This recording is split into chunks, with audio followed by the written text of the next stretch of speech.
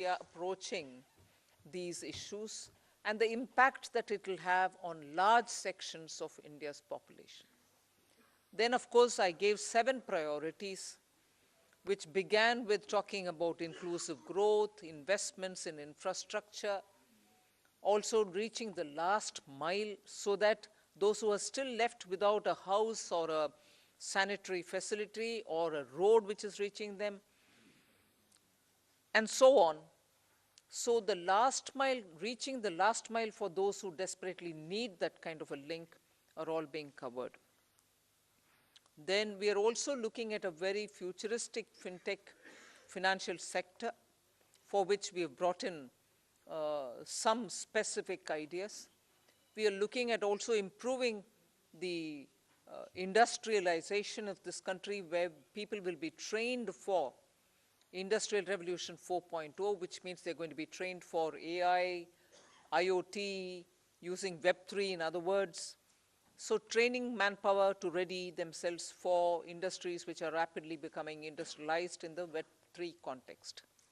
Then digital economy, unleashing the digital power of India in various walks of life, setting up an artificial intelligence research center, Center for Excellence. So all these are in part A.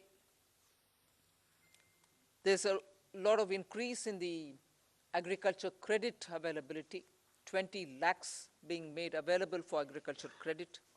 Also a sub-scheme under the PM Matsya Sampada Yojana, making sure that people living in the coastal areas are going to benefit from it, fishermen are going to benefit from it. Now, if largely the Part A has looked at these, Part B has aimed at rationalizing the customs duties, also making sure personal income tax, after a very long time, has had substantial changes which will benefit the middle class. And also because this country has been waiting for direct taxation to be simplified, also waiting for direct taxation to be a lot more easy in compliance, and therefore the new taxation regime that we brought in for direct taxation 2-3 years ago has now got greater incentives, greater attraction, so that people can unhesitatingly move from the old to the new. Of course, we are not compelling anybody. Those who want to remain in old can still remain there for enough justifications that they can have. But the new one, obviously, is now attractive because it gives greater rebate. It also provides for a simplified and smaller slabs, lower rates of taxation, and also slabs which are nicely broken down. So with all this, I think the budget, I've not gone into specifics, but I thought as an opening remark, this much will be sufficient to say this is a budget which is beautifully balanced, both growth considerations, because the capital investment has never before seen double-digit investment announcements. 10 lakh crore, which includes 1.3 lakh crores being given to states, is going to give a big leg up for capital investment from government. So the balancing that I'm talking about is looking at public sector investments, continuing that good tradition of capital investment in infrastructure, and also attending to MSMEs, because they are the engine of growth. We've given them relief. We have also given them new access. We have extended and widened the emergency credit liquidity guarantee scheme, also given them back their securities, 95% of it, even if they fail to deliver on contractual promises which were during the COVID pandemic. So the balancing is, one, we could sustain the capital infrastructure expenditure from the government, simultaneously in the private sector give a lot of push and impetus for the MSME, and not forgetting the individuals, the middle class individuals who needed that kind of a tax breaks and relief through taxation. So the large macroeconomic considerations have also been kept in mind. The fiscal consolidation has not been kept in the back burner. We've attended to it. We are respecting the glide path we gave ourselves 2 budgets ago. 6.4 this year fiscal deficit, and the forthcoming year for which the budget is presented now, 5.9% fiscal deficit.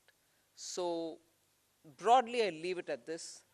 I suppose when you ask questions, we can answer the rest. Thank you. Thank you for coming here today.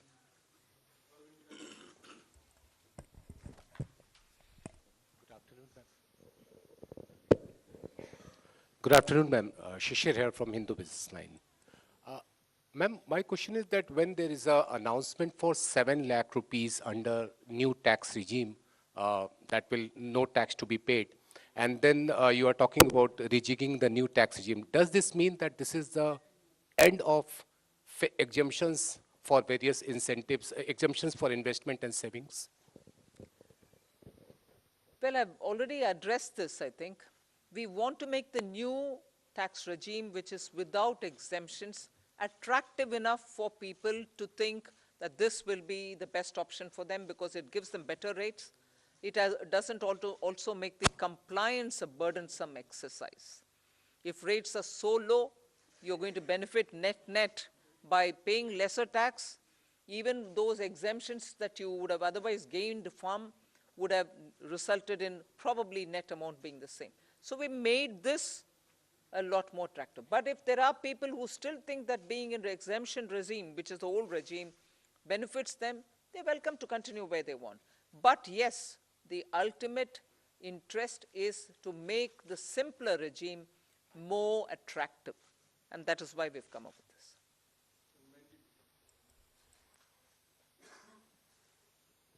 Ma'am, firstly, many congratulations on that fiscal consolidation, because I keep asking you that question. But the issue today is about people in terms of, there is a big gamble in terms of capital expenditure. When you do that, does it actually trickle down to the people? Does it create jobs? I know you've been doing this for the last 2 years.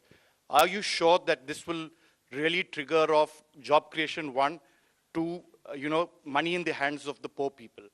The second, of course, is about inflation, which again, like last year, you haven't really touched about it, but you have had the letter from RBI. Your chief economic advisor yesterday says we are in uncertain times, but we hope that it will be under the check of 4 to 6%, hopefully the lower band of RBI. What is your answer to both these points?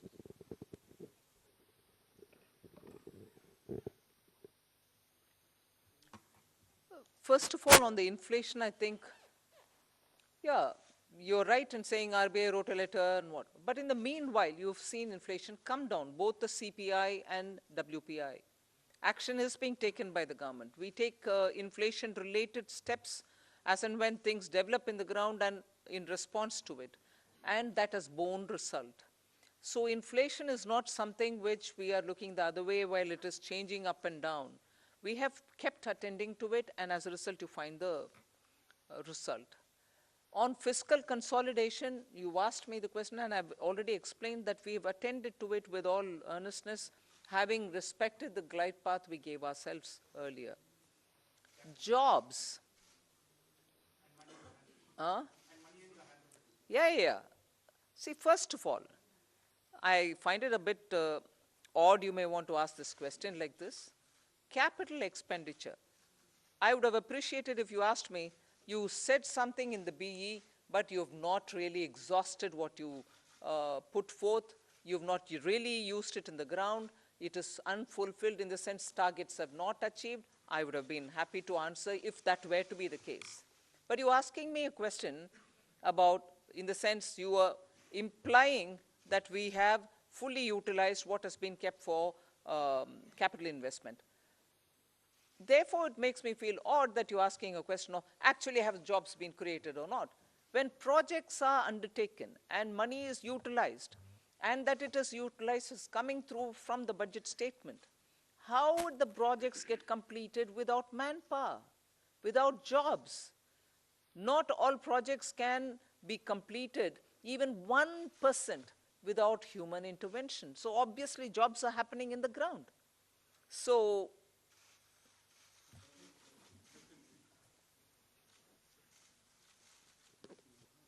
Ma'am, I want to ask you, ma'am here. Ma'am, I want to ask you what percentage of taxpayers had moved to the new tax regime in the last assessment year? And is there a number that you expect, 50%, 60%, whatever? And number two, ma'am, there's a specific mention for expenditure towards MSMEs. Now, is there an estimate of how much, what was the dues that companies had claimed as expenditure and which has not actually been paid to the MSMEs? Sanjay, you want to answer on? On your second question, that is on the MSMEs, well, we don't have that data. Certainly, we don't have that data. And it's not, I mean, we don't take that data from the taxpayers in their returns. So that data we will not have. But certainly, you know, we are all aware of this huge problem of timely payments not being made to the MSMEs. So in that direction, you know, this is certainly a positive step.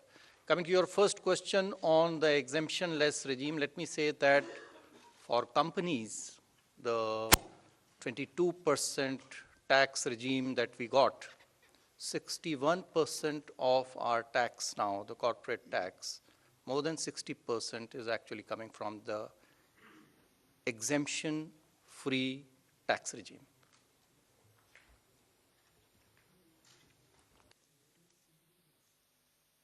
Individuals' data we will not have, but we are very hopeful that this particular scheme for individual taxpayers, the PIT, I think the majority would prefer. I mean, all of you, if you all do your own calculations, I think majority here would be now wanting to shift irrespective of their incomes and the deductions and exemptions that they claim.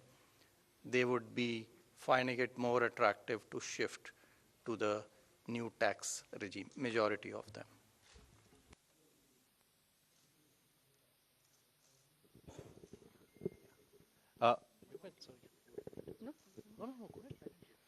Ma'am, very good afternoon. Congratulations on a great budget. It's very clean, simple, nicely done. Ma'am, one quick question on CAPEX and one more on petroleum subsidy. Ma'am, your CAPEX for RE is lower actually in terms of the spend as of now. But the target is, you know, greatly stepped up for FY24. So what gives the confidence that it will be all utilized? That CAPEX RE is lower, ma'am. 7.28 versus slightly lower.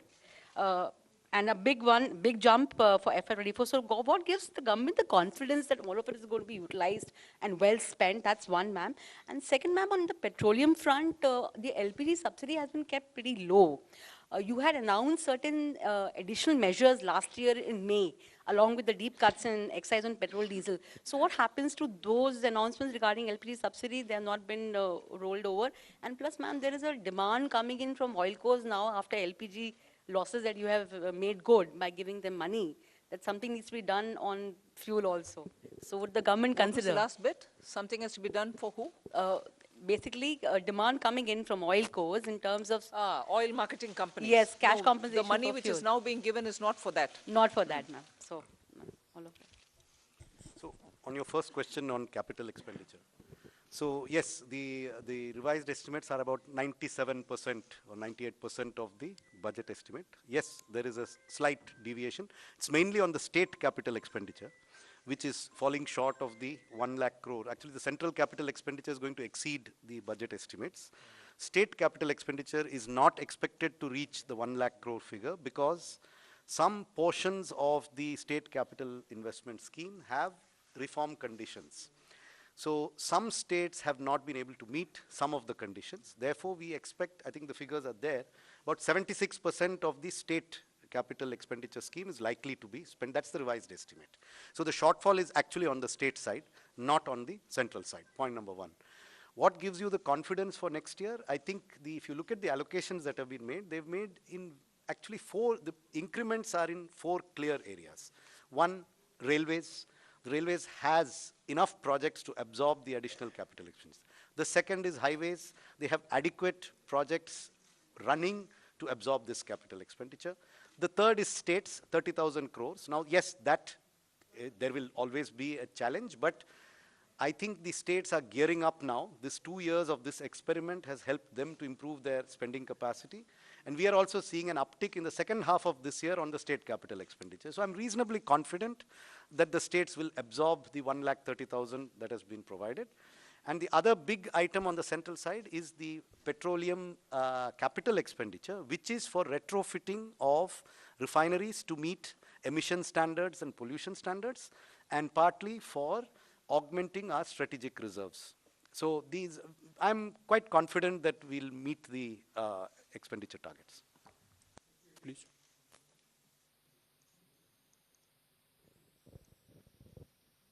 Tarun Sharma from Zee business. Ma'am, जो disinvestment का जो target है वो 65,000 से 50,000 किया है और next year का 51,000 किया है। तो मैम, इससे हम ये समझें कि जो दो गवर्नमेंट बैंक का जो प्राइवेटाइजेशन होना था और जो 2 इंश्योरेंस कंपनीज का जो प्राइवेटाइजेशन होना था वो अब 2024 के बाद ही संभव हो पाएगा, उससे पहले नहीं हो पाएगा, क्योंकि मैम जो टारगेट ये कर रहे हैं। दूसरा सवाल मेरा संजय सर से है।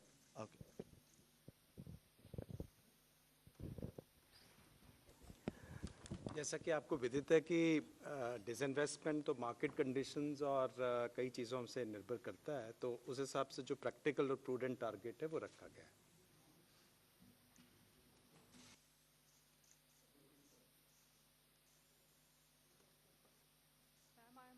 From the New Indian Express. Ma'am, what was the need to lower effective tax rate for high income group at this point in time? And also tax collection at source has been increased from 5% to 20% or on overseas tour package. So what is the reason behind this massive increase? See, the tour packages are generally taken by people whose effective tax rate is certainly more than 30%. So if we are charging them 20% TDS, I don't think it is high. We have, our attempt always has been to charge TDS at more or less similar rates, if not exactly the same rates. So that answers your question number 1. Question number 2 on, I think you are referring perhaps to surcharge, which has been reduced. Well, our rates, the highest tax rates in our country were amongst the highest, even more than, some of the developed countries. And so, in any case, it was introduced as an interim measure, and so that has now been reduced, so that the effective tax rate, highest effective tax rate becomes 39%. I'd just like to supplement that. There is a consistent theme, if you see, both on the new tax regime and on the changes that you're seeing in this budget, that the move is towards lower rates, but fewer avoidance measures and exemptions. So if you look at high net worth individuals, there are a number of tax avoidance removal measures in this budget, along with the reduction in surcharge. So if you look at market-linked debentures, if you look at very high-value insurance policies, and a few other measures, so the marginal rate is coming down, but some of the devices used predominantly by those in that highest marginal tax rate are also being rationalized. So it's not necessarily a net reduction, it is a reduction from a high marginal rate, inducing certain avoidance devices, to a lower marginal rate with fewer opportunities to avoid. 74, please.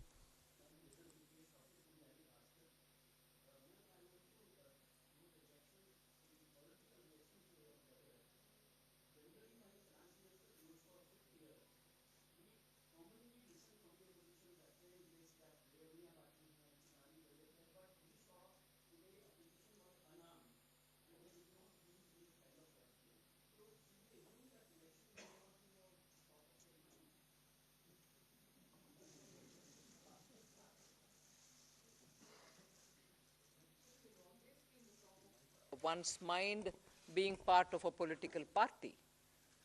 But consistent with what we believe, we placed our emphasis and priorities on those. And that's what you've seen in the budget.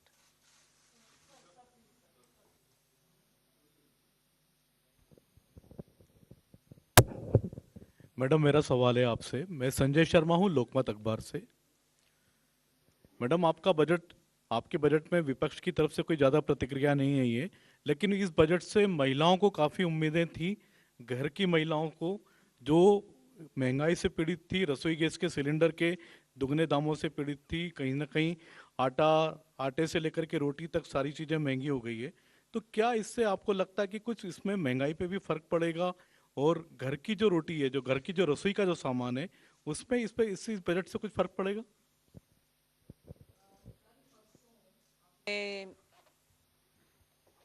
Government का निर्णय को देखे होंगे कि गेहूं के लिए market में रिलीज करने के लिए आदेश हुआ है, जिससे गेहूं के दाम कम होने के इतना क्लियर इंडिकेशन है, जिससे सीधा घर में रसोई में फर्क पड़ेगा ही पड़ेगा।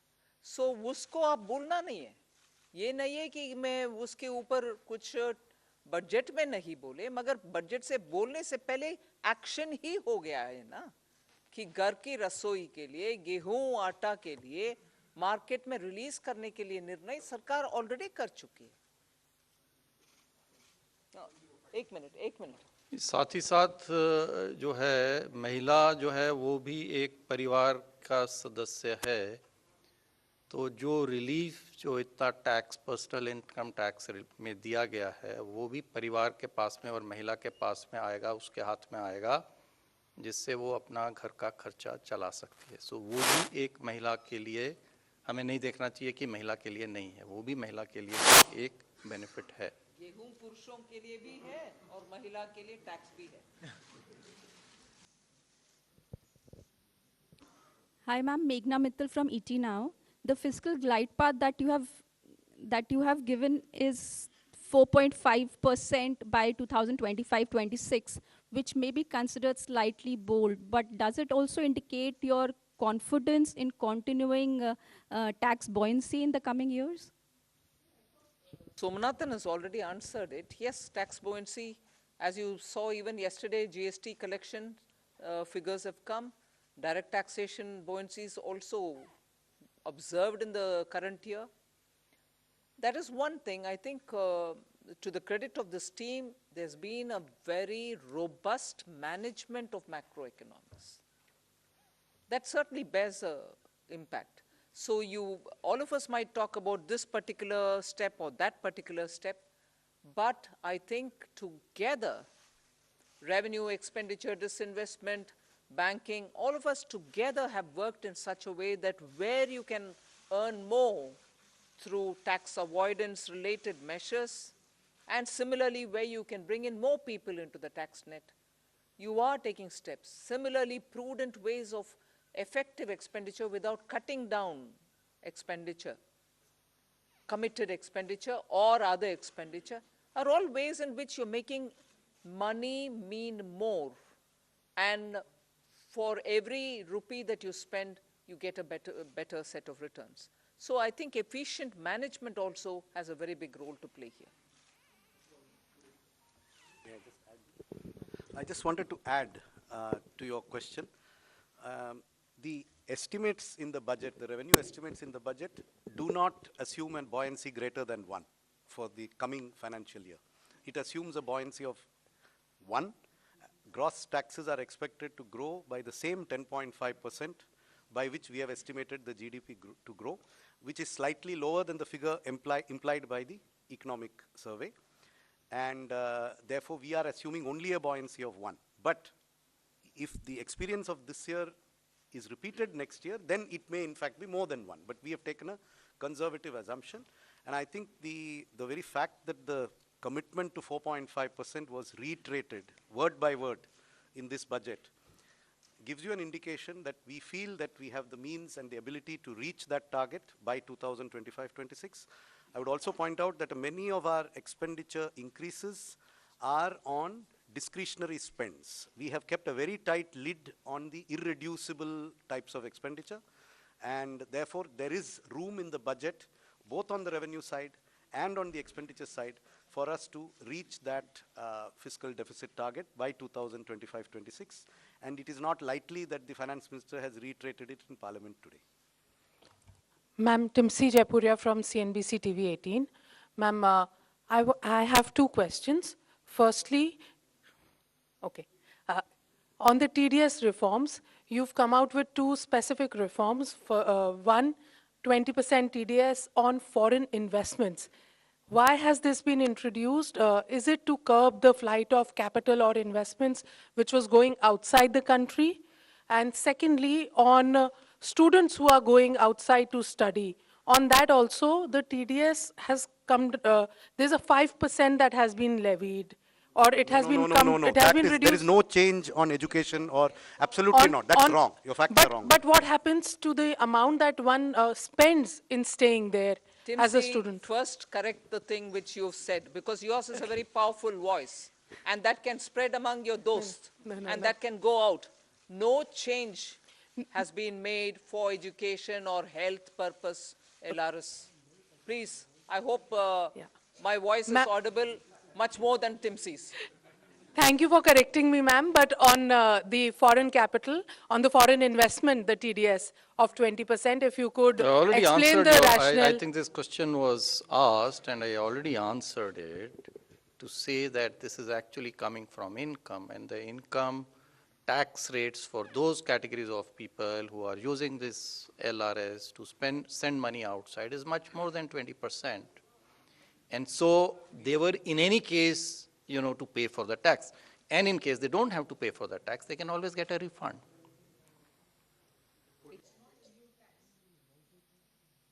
It is our impression, and there is enough information to indicate that there are quite a lot of people who are able to make these remittances, but whose tax returns are disproportionately low compared to what they send as remittances. Now that means if you don't collect the tax at source, you have to take measures later to catch them. That is much more difficult.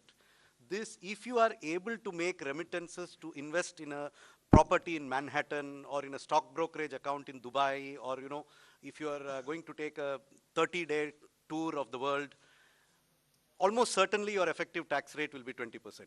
So, yes. We have learned from both the economic survey and the RBI report that there's a lot of public investment and private consumption. Are you still happy with the private investment? Are you still expecting it to grow? Or do you think for the moment it is only public investment that will go on? Hi, yesterday in the press conference, we answered this question, and we also had a slide up there in the presentation we made yesterday that private capital investment has been improving every year in the last 3 years. For example, in the first half of 2021, based on quarterly earnings reports filed by listed companies, the capital expenditure was 2.1 lakh crores, which increased to 2.4 lakh crores in 21-22 in the first half, April to September. And 22-23, it has gone up to 3.3 lakh crores. And then you look at the RBI survey on capacity utilization and investment spending plans of the respondents. There is a very clear sign that many private sector companies are looking to enhance their capital expenditure. So both in terms of intent and in terms of actual spend, private capital investment is showing very clear signs of revival. Thank you.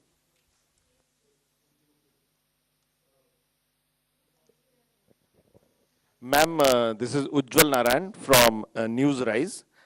Ma'am, this is your 5th budget, and when you started in the first budget, you talk about India reaching to a 5 trillion economy by 2025.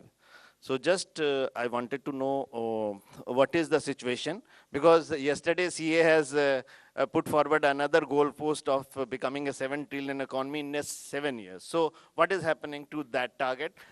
That is my simple question. Say, we are moving along to achieve our targets, both mine and his. We'll achieve, we'll achieve.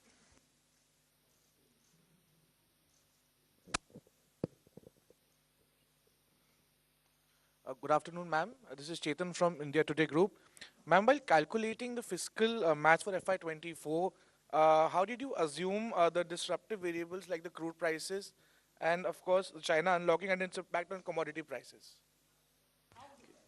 What was the benchmark that you were, the thinking behind the rationale? This is a question that keeps coming every budget, and I keep giving you the same answer. That there is no part of the budget mathematics that has a crude price number as an input in any spreadsheet. See, because there is no direct subsidy on any petroleum product. Unlike the fertilizer price or the price of the MSP, these have direct impacts on the budget. The petrol price would have an impact only if it triggers some major change in the tax system. Otherwise, the petrol, diesel, oil prices do not directly affect our budgeting. So it is not that there were days, maybe 10, 15 years ago, when there was a lot of subsidy on these commodities. At that time, a crude price assumption was inherent in the budget. Today, there is no inherent crude. The assumption we are making in the budget is only that there will be no subsidies on petrol and diesel, and that global prices will be such that there will be no subsidies. What the global price will be, I don't need to make an assumption. So no assumption has been made. Confusion since last year when people referred to what was said in the economic survey as though it was said in the budget itself. The budget didn't say it then, the budget doesn't say it now.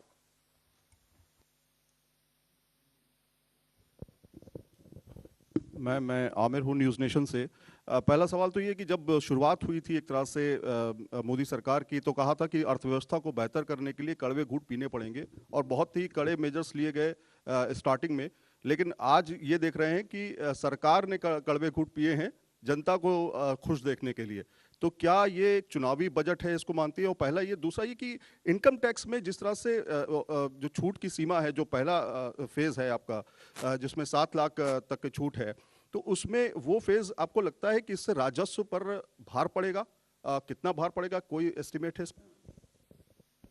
We have said it in the budget speech itself as to what is the net revenue foregone. उसका घोषणा ही कर चुके हैं हम, hidden नहीं रखे। So वो आ गया है 35,000?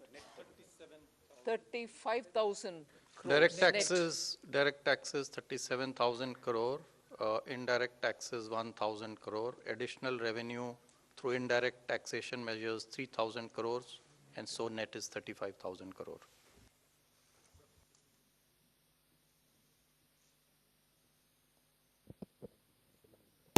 This is Anuradha from Economic Times.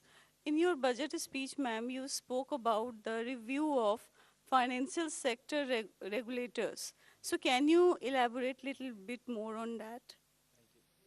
Something? Some of these exercises, when the regulations are brought in, they serve a purpose. Thereafter, the economy changes.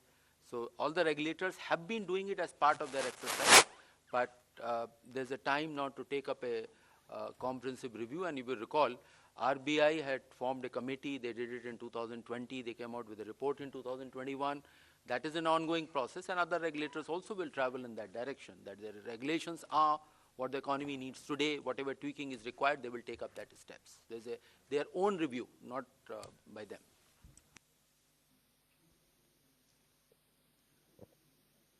Ma'am, congratulations on your penultimate budget.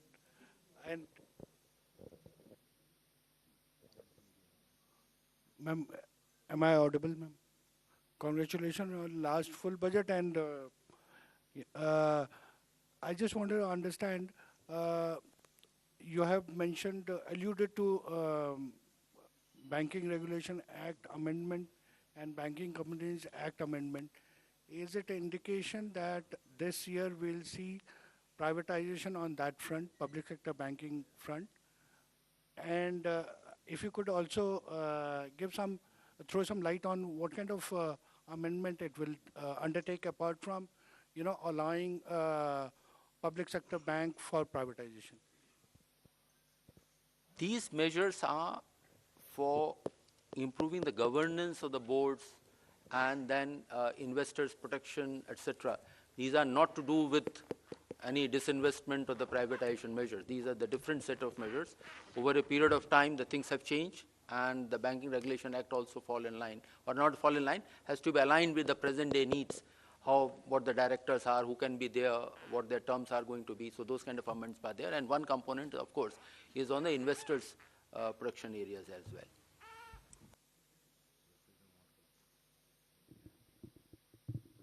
Good Good afternoon, ma'am. I'm Rima Sharma from Putibimba Life.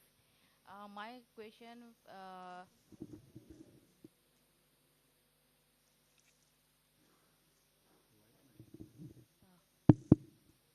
my question is regarding MSME sector in the northeast, especially in Assam. During pandemic, that Assam handloom sector and bamboo sector badly affected.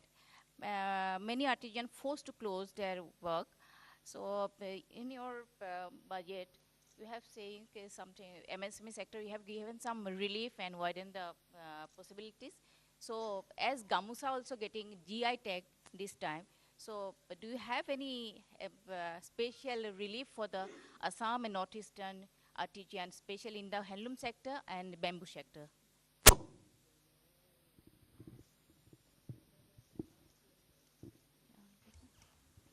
In the last year's budget itself, I think for sustaining livelihoods and also making sure that the Northeast livelihoods are attended to, we came up with a specific program called PM Divine for the development of Northeast. And that was executed through the Northeastern Council. So that program continues, and that will take care of livelihood related, whether it is in the weavers or in any other such community. But after getting the GI tag in the Gamusha, do you have any special package for the encourage to the handloom sector? So that is something which the state government will have to tag along with the existing programs, either through the handicrafts program, the artisan and other things that we're coming up with, for which the rules will come out, either they can use it, or the textile ministries. I'm sure they can always find out from the textile ministry for GI tagged Gamusha, they can ask for a dispensation. So this is possible, but that is for the state government to interact with the respective ministries. Can you a little bit elaborate what kind of I can't relief elaborate you more, have given? ma'am. You What should kind of ask the state government to deal with it for the respective ministry. In your budget relief, what kind of relief you have given? Can you little bit elaborate it? In my budget The relief, MSME sector. for MSME or for Gamusha or for GI, what are you asking? I'll send you some information. Ma'am, let's move on with other questions. Good evening, ma'am. Arup from Business Standard. Ma'am, in this year's fiscal policy statement also, you're speaking about unprecedented global headwinds and challenges. And again, you have not given forecast for the two succeeding years, in this case, FY 24-25 and 25-26, although you have an internal consolidation roadmap. So are we going to see this as a new normal where you're not amending the FRBM Act again, and you're not giving two succeeding years forecast, but you will continue having an internal roadmap? Yeah.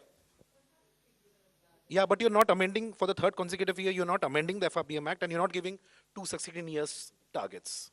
Yeah, but we have given a glide path, and we are every budget stating whether we are aligning with the glide path given or not, right? So that pandemic was the new normal for 2 years, hasn't it been?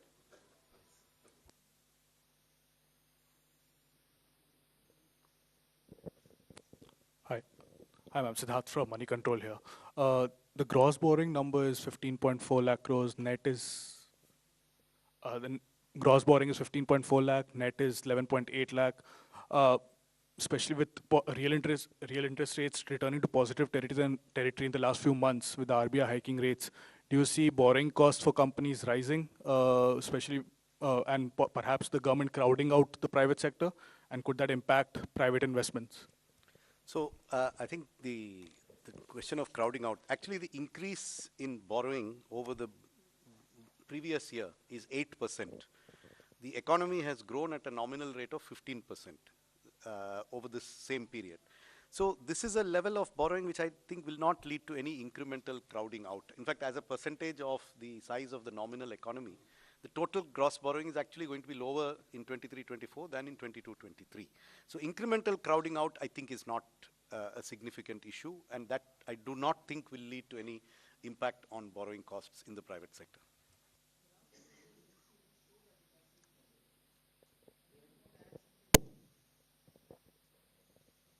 This is reiterating that point that expect of the required borrowings for the next year are of the same order what they are in the current year.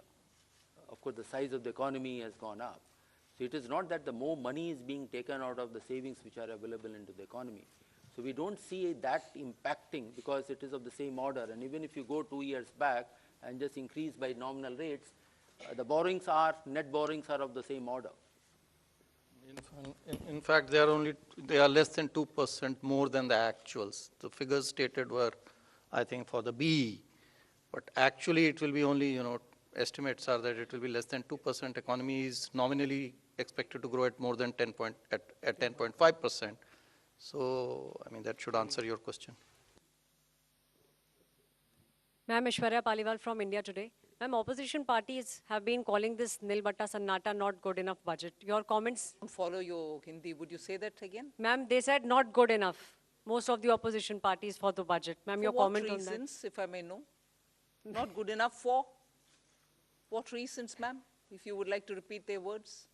They have said, ma'am, most of the political parties. I'm saying, if you could please repeat their words and say, not good enough, for what reasons per se? They said nothing for the, they said nothing much for the middle class. What? Most of the, yeah, this is what those parties. Ma'am, do you believe India will remain a bright spot, ma'am? Please do.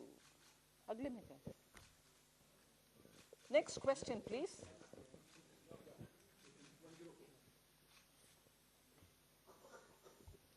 Ma'am, my name is Mukesh and I work for Newsrise. Just wanted to know, is there a component of green bonds in the...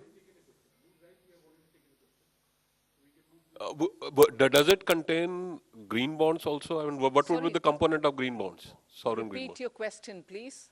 You interrupted me. So basically, in this overall gross borrowing that we have for the year, what component of that would be in form of green bonds? See, for the current year of $2 billion, one installment has already been done 1 week back, another one will be done a week later.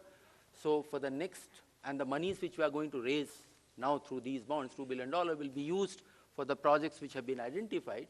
And if those projects require in the pipeline that they require more money, then we will raise money through the green bonds, but that will be part of the overall borrowings which have been suggested. Pardon? There is no target for green bonds for next year. It is something which will evolve as the year goes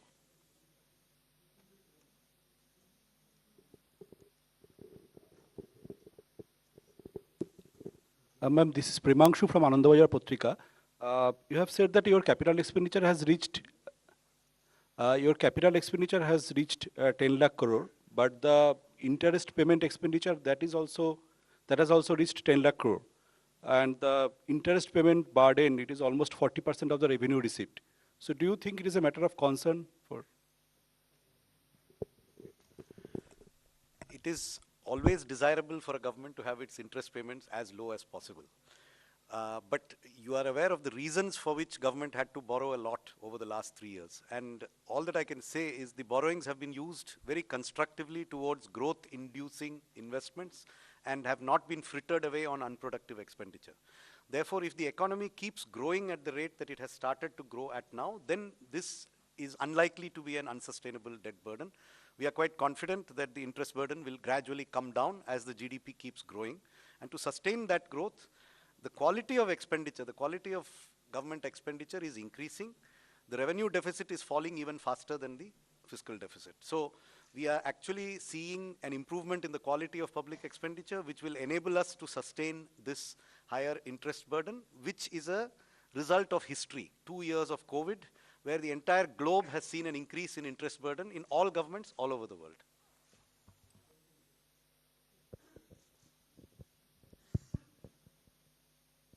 Good afternoon, ma'am. This is Karishma here from Business Today Television. Congratulations to you and everybody for yet another successful budget. Ma'am, you did talk about simplification of the tax regime. So my question is on the capital gains tax regime that was also expected. It was not a part of the budget announcement, but it's expected that a simplification could be done in the coming months. Is that something on the cards? And also, ma'am, secondly, no big bang announcements on cryptocurrency in this budget. What is the kind of update with the consultation paper that had to be submitted also to the FSDC?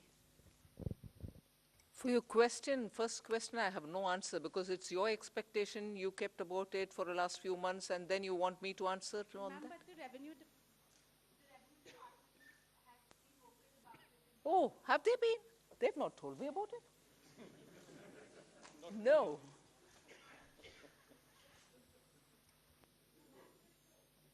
To say now. That's all right, but even then, there's nothing to say now.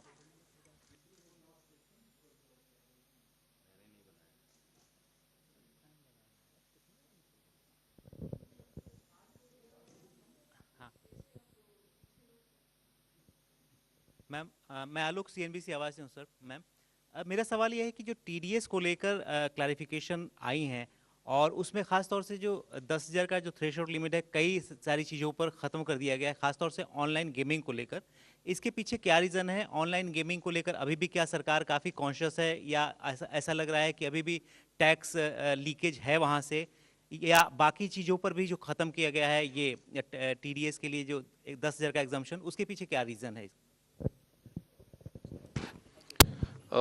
देखिए TDS जो online gaming पे है अभी प्रत्येक winning के ऊपर में था, लेकिन जो ऑनलाइन गेम्स हैं वो कई सारे गेम्स मिला करके एक सेशन बनता है। एक गेम कोई नहीं खेलता है, कई सारे गेम्स जो हैं एक साथ खेलते हैं।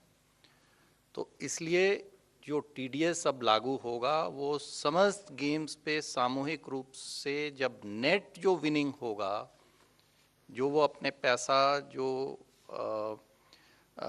उनका जो एक अकाउंट में से वो निकालेगा, तभी उसके ऊपर में देखा जाएगा कि कितना उसने प्रॉफिट कमाया है, कितना उसका विनिंग हुआ है। उसके ऊपर में टैक्स जो है लगेगा और उसी के ऊपर में TDS भी लगेगा। और यदि वो 10,000 रुपये से अधिक है तो TDS पहले लगता था, अब वो 10,000 की लिमिट हमने हटा दी। तो लिमिट तो हटा दिया है, लेकिन ग्रॉस पे लगेगा और नेट पे लगेगा और प्रत्येक विनिंग के ऊपर में नहीं लगेगा। ये हमने बदलाव किया है। So 2 changes have been made. One is that the taxation will be on the net winnings, because in online games generally you play a series of games over days. You don't play it, just one game and like you would be doing, say, race horsing would be maybe once in a while, but this is over a period of time. So whatever are the net winnings, when you take that money from your account that you have made with the online gaming platform, the tax will be on that. So this is one change. The other change is that the TDS previously was on each winning, irrespective of the amount, on 10,000 and more. If the winning is 10,000 and more, so some of the online gaming companies were keeping winnings lower than 10,000, say 9,999. So that we have removed. So there is no now threshold on TDS. That is the second change.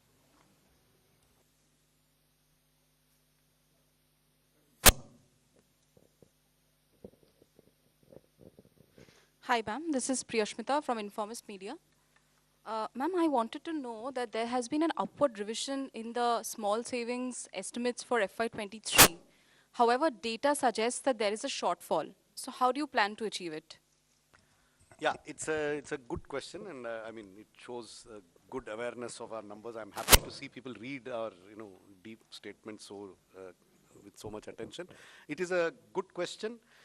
What I can say is the market borrowing number is completely firm. That will not change. The remaining numbers have a little bit of fluidity, whether it is small savings, state government provident fund is a very fluid number. See, because if state governments change that number, it affects the overall balance of our funding plans. The market borrowing number is firm. The small savings number is, there is traditionally a seasonality where a lot of small savings comes in the last quarter because people plan their taxes in the month of February and March. So there is usually an upsurge. Will it reach this number or not? You see, these numbers are subject to a number of assumptions. But we are confident that in aggregate, the other sources except market borrowing, the aggregate of them will be close to what we have estimated. And therefore, I don't think this will have any impact on markets. Now, in terms of small savings, again, The date from which these new schemes come into operation is yet to be decided. So there are a number of factors on which the small savings number could fluctuate. But I repeat, it will not affect the market borrowing numbers. No, she's talking about FY 22-23 is my impression. Current financial year. Yes, I'm also talking about that. Again, the next year, 14 months before the end of the year, I cannot be firm on next year's numbers, but they are as firm as we can make them 14 months ahead of time.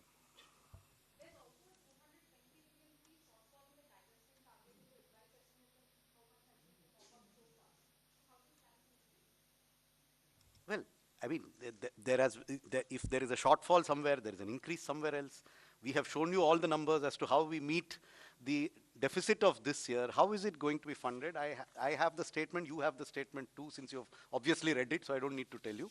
So that's how we will fund it. So this is a big budget in which something goes up, something goes down. Revenues have gone up, expenditures have gone up, some things have gone down. But in aggregate, as I said, we are confident of being within our market borrowing numbers. We are confident that the deficit that we have projected for the revised estimate is reasonable and will not be exceeded significantly. It will not be exceeded significantly. Beyond that, I cannot give you a pinpoint. You cannot land a Boeing 747 on a helipad. So, it's a huge thing. There will be minor, fluctuations here and there. But at a macro level, our numbers are good. I'm confident about our numbers.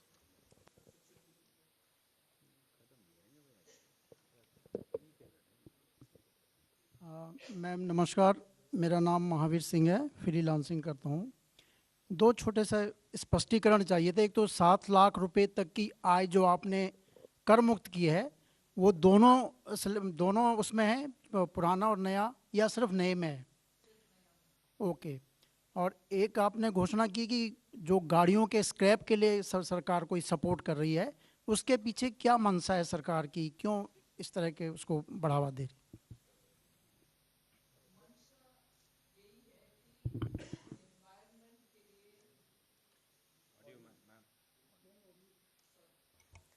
मंशा यही है कि environment के लिए पुराना गाड़ी को हटाना चाहिए, मगर वैसे बिना इंसेंटिव हटाना भी मुश्किल है, क्योंकि लोगों को लगेगा कि हटाने में से मुझे क्या फायदा है।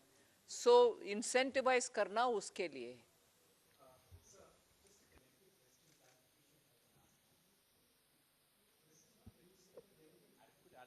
Scrapping of vehicles and replacement of vehicles as well. What is the kind of outlay that will be there and that we'll see in the coming fiscal? See, there are two parts to it. For the central government, all central government vehicles that are beyond the 15-year age limit will be scrapped. Those of them that need to be replaced will be replaced. This money is provided for in different departmental budgets because it is not a macro number that is planned centrally. The number is significant. It exceeds 1,000 crores. What it exactly is, I also don't know. I'd have to add it up from several books. For state governments, we are making this part of the scheme for state capital investment. If they need to replace old state government vehicles, then that support will come from this scheme. And they have to meet certain conditions on meeting the national scrapping policy. The aim is to get rid of polluting old vehicles in the government sector.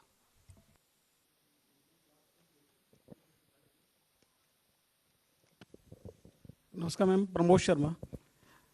Ma'am, प्रधानमंत्री जी का नारा है कि local for vocal, लेकिन जो online platform है, फ्लिपकार्ट और Amazon, इनके चलते जो छोटे छोटे दुकानदार हैं, उनका कारोबार प्रभावित हो रहा है। तो सरकार की कोई ऐसी योजना है कि फ्लिपकार्ट और अमेजन से भी सरकार को कुछ नहीं मिल रहा है टैक्स जो मिलना चाहिए, तो ऐसा कुछ इन पे कुछ लगाने का जो लोकल फॉर लोकल के लिए तो जेम में पोर्टल में एमएसएमई को स्थान मिल रहे हैं। वो उनके अपने प्रोडक्ट्स को उनके द्वारा मार्केटिंग आउटरीच करने के लिए government e market place provision दे रहा है। सो उनके लिए पॉजिटिव एक्शन है उधर।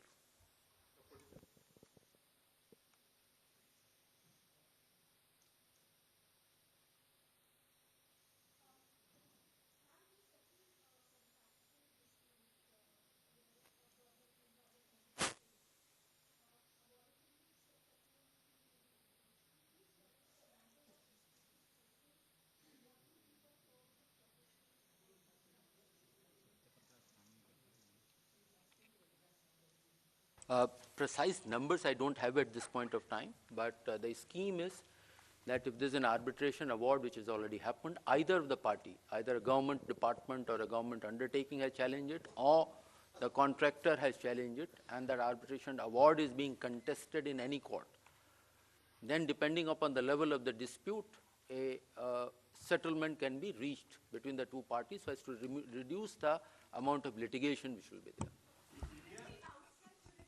Yeah, it will be a voluntary, see, it is voluntary. Any dispute can be settled out of court by both parties. Traditionally, there are difficulties for government to take a discretionary decision on settling a dispute. So this will be a standardized set of terms depending on the nature of dispute and the level at which the dispute has been settled, or has been where there's an arbitration award, where there's a court award, where there's a Supreme Court award. There are different levels at which there is certainty or uncertainty. We will be coming out with a draft scheme which will be put out for consultation very shortly from the Department of Expenditure. So, no, it is only for domestic. Only domestic disputes. It will not cover international arbitrations or international cases. Definitely not.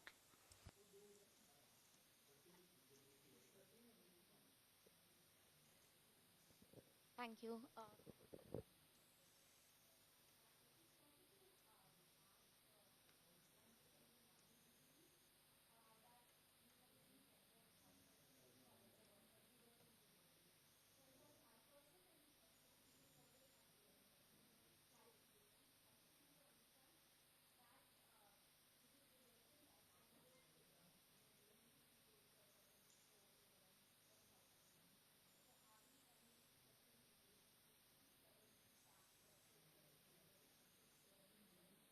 Want both of them to answer for each economic survey from his school of thought and us from our school of thought?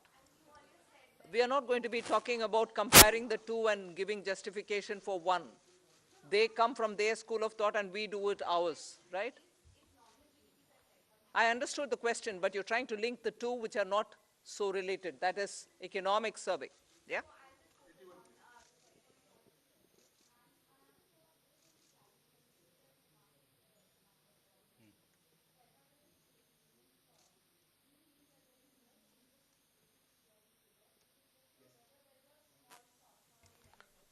That is exactly what I mean. The dated security figure will not change regardless of changes in the other figures. That's your second question. On the first question of 10.5, remember there's a difference between an estimate in an economic survey which is given for general guidance and a budget which has to be used to fund expenditure. So we have to have numbers which are at a higher level of probability of being exceeded than the economic survey. So therefore, our number of 10.5 could come from any combination of inflation and real growth. We are expecting nominal growth to be at least 10.5%. That's the basis on which the budget is presented. Now that can come from multiple combinations. I cannot tell you that it will be 6 and 4.5, or will it be 6.5 and 4, or will it be 7 and 3.5, or will it be 5.5? I mean, these are all, we are reasonably confident that we will exceed 10.5% nominal growth for the purposes of estimating our revenues, which is why we use that estimate.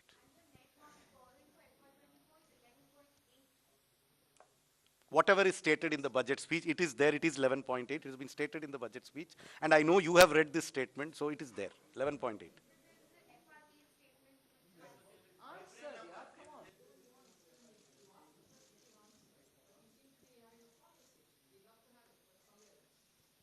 Good afternoon, ma'am. I am Nikun Johari from Reuters. You said that there'll be changes to improve governance for banks. So will there also be changes to the Bank Nationalization Act that will enable you to privatize 2 banks that you'd announced earlier? And also, ma'am, is there a concern for the government? Our markets have fallen last few days because of decline in Adani Group stocks. So is that a concern for the government, because retail investors have also been impacted significantly because of this? I had answered that question earlier, that the proposed amendments have nothing to do with disinvestment or privatization of the bank. That is a separate chapter. As far as the second question is concerned, we in the government don't comment upon the issues relating with a particular company.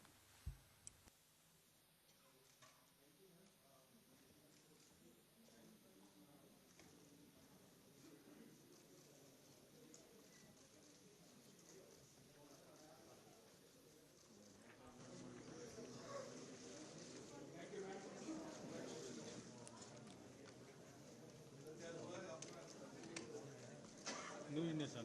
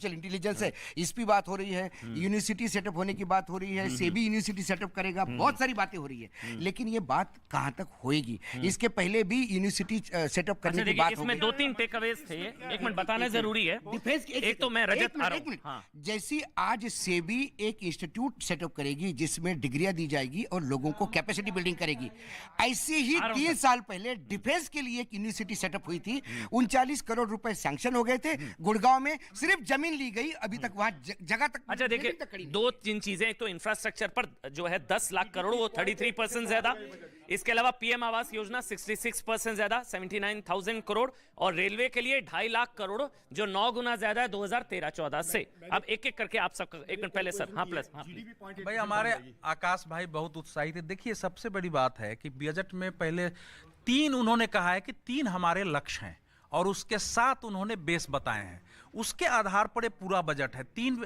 क्या है? तो नागरिकों के पास, आम नागरिक तक पहुंचना, जिसमें युवाओं को सबसे ज्यादा हमको प्रमुखता देनी है। दूसरा उन्होंने कहा है कि हमारा जो लक्ष्य है वो रोजगार सृजन है मैक्सिमम से मैक्सिमम। और थर्ड जो है वो जो हमारे यहाँ जो आर्थिक स्थिरता आई है उसको और कंसोलिडेट करना है।